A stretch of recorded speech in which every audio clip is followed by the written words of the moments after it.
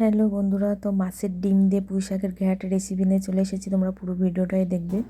ডিমগুলো একটু হাত দিয়ে চটকে নিয়েছি, নুন হলুদ দিয়ে মেখে নেওয়ার পরে কড়াইতে তেল দিয়ে আমি ভেজে নিলাম। ভেজে নেওয়ার পরে ওই কড়াইতে আর একটু তেল দিয়ে শুকনো লঙ্কা, তেজপাতা, পাঁচফোড়ন দিলাম। ফোড়নটা সুন্দর হয়ে গেলে পরে কেটে রাখা পেঁয়াজ দেবো। পেঁয়াজটা লাল লাল করে ভেজে নেওয়ার পরে সমস্ত কাটা সবজিগুলো দেবো। সবজির মধ্যে আছে আমার আলু, কুমড়ো, বেগুন, কাঁকরোল, গাজর, ঝিঙে। সবজিগুলো আগে দিয়ে দেবো, ডাঁটাটা আগে দিয়ে দেবো, দিয়ে ঢাকা দিয়ে অনেকটা মজে গেলে পরে তারপরে আমি ওর মধ্যে লঙ্কার গুঁড়ো, নুন, হলুদ দেবো। দেওয়ার পরে পাতাগুলো দেবো। পাতাগুলো দিয়ে নাড়াচাড়া করে আমি আবার ঢাকা দিয়ে দেবো। পুরো রান্নাটাই সবজির জলে সবজি সিদ্ধ করব। এক্সট্রা আমি জল দেবো না বন্ধুরা, আস্তে আজে করব প্রথমে।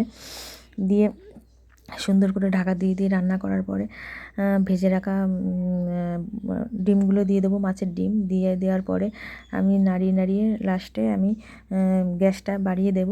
দিয়ে জলটা শুকানোর জন্য দিয়ে লাস্টে আমি স্বাদের জন্য মিষ্টি দেবো বন্ধুরা। তা অসাধারণ লাগে এই মাছের ডিম দিয়ে পুঁই শাকের ঘ্যাটটা। তো তোমরা বাড়িতে এরকমভাবে ট্রাই করবে, দেখবে দারুণ লাগে খেতে। আমরা তো খুব সুন্দর খাই, সেই কারণে আমি তো চিংড়ি মাছ দিয়ে, মাছের মাথা দিয়ে আমি রান্না দেখিয়েছি বন্ধুরা এর আগে, কিন্তু মাছের ডিম দিয়েও ভালো হয়। তোমরা করে একবার খেয়ে দেখবে, দারুণ লাগে খেতে। তা আমরা তো খুব ভালো খেলাম। তো তোমাদের কেমন লাগলো আমার রান্নাটা বন্ধুরা, তোমরা অতি অবশ্যই আমাকে বলবে। আমি প্রথমেই বলি, আমি একটু দেখাতে ভালোবাসি, বন্ধুদের সাথে শেয়ার করতে ভালোবাসি। আমি যা রান্না করি, যা খাই, সেই কারণেই আমার দেখানো। তা তোমাদের অপেক্ষায় আমি রইলাম বন্ধুরা। তোমাদের কেমন লাগলো তোমরা অতি অবশ্যই বলবে আমাকে। আর আমি নিত্য নতুন রান্না যেটা আমি ঘরে করব সেটা তোমাদের সাথে শেয়ার করব। কিন্তু তোমাদের অপেক্ষায় আমি রইলাম। তোমরা আমাকে বলবে তোমাদের কেমন লাগলো আমার মাছের ডিমের পুঁই শাকের ঘ্যাটটা রান্নাটা। Tata, by.